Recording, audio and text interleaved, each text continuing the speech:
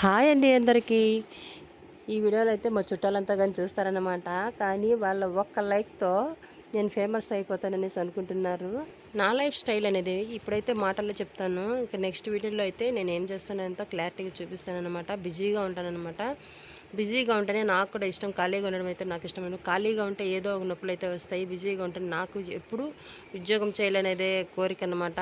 అదైతే నాకు అవకాశం లేదన్నమాట. ఉద్యోగాలంతా చేయకూడదని చెప్తారు. ఇంట్లోనే ఉండాలి. ఇంట్లోనే పనులు సరిపోతాయి. పిల్లలు పిలుచుకోపోవడం సరిపోతుంది. కాబట్టి ఉద్యోగం చేసే అవకాశాలు అయితే రావు.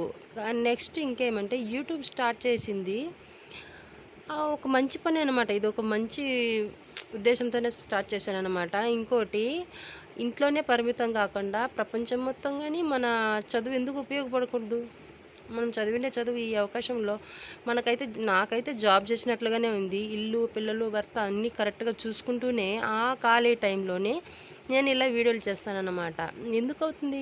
ఏ పనికి ఆ పని అవుతూనే కానీ అవకాశం లేనప్పుడు ఇలాంటి అవకాశం వచ్చినప్పుడు ఖచ్చితంగా ఉపయోగించుకోవాలి. మంచి పనులకు ఎందుకు ఒక్క అడుగు కాదు 10 అడుగులు ముందుకేసినా తప్పు లేదన్నమాట. ఇదే మనమేం చెడ్డ పని ఏం చేస్తాం లేదు కదా. మంచి పని చేసేటప్పుడు ఇలా అయితే ఖచ్చితంగా ఈ అవకాశాన్ని ఉపయోగించుకోవాలన్నమాట. ఆడవాళ్ళైతే ఇంటికే పరిమితం కాదు. ఇలాంటి బయట ఉద్యోగం చేయలేని అవకాశం లేని ఆడవాళ్ళకి ఇది ఒక మంచి అవకాశం అన్నమాట. దీన్నైతే నేను చక్కగా ఉపయోగించుకోవాలనేసి తీస్తున్నాను.